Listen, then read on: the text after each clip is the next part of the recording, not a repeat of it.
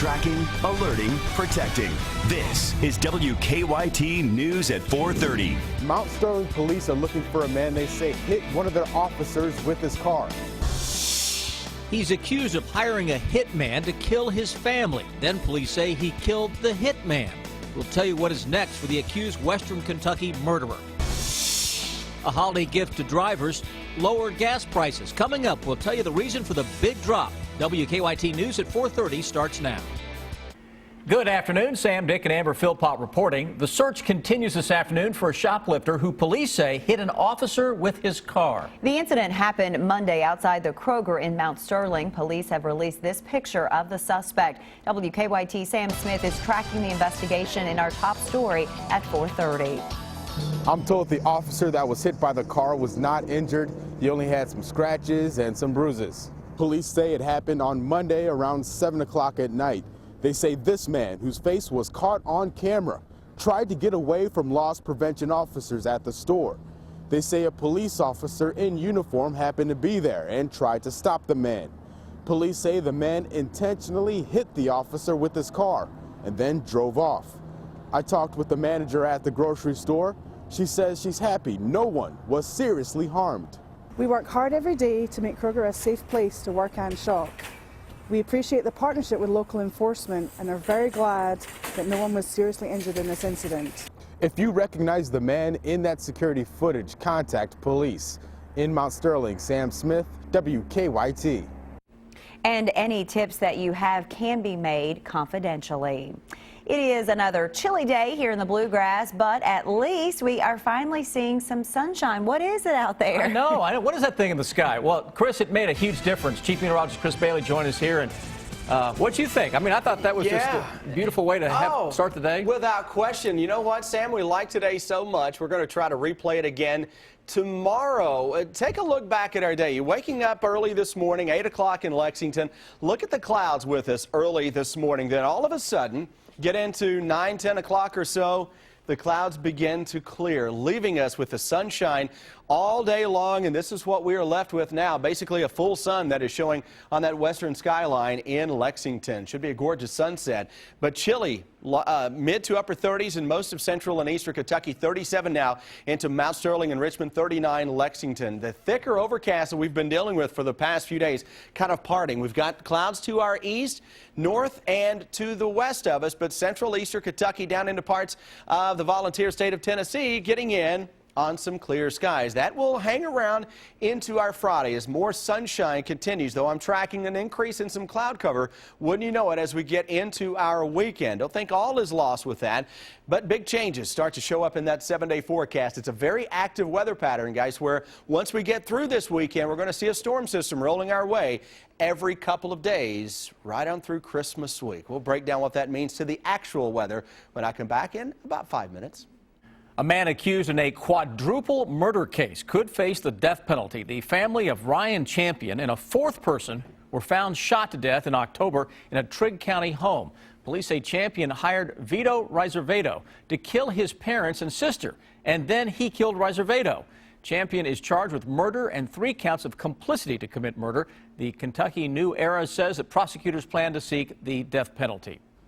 Several people escaped serious injury this morning when a Lextran bus collided with an Escalade at 4th and Ray Street near downtown. Lexington police tell us the car backed into the bus. It was carrying 10 passengers at the time. They were not hurt and were put on a different bus. The driver of the car was taken to the hospital with minor neck and back pain. Gas prices continue to go down just in time for the holidays. They typically drop with the transition to a cheaper winter blend, but as Rebecca Smith found out, there's something else that's also driving the cost way down. I have been really shocked at how low they have gone. The sign says it all. Regular gas at about $2.34 a gallon. It's great news for Central Kentucky drivers, bad news for, well, no one. Unless, of course, you're with the oil company. Oh, man, it's a good thing. There's just no question about it. The average consumer in Kentucky should be pretty happy about this. The reason for the dip, the use of new technology, and also we're also seeing a decline in demand from some places, in particular China and Western Europe, which is worrisome because that indicates a softer economy. He says the U.S. is in a good position globally.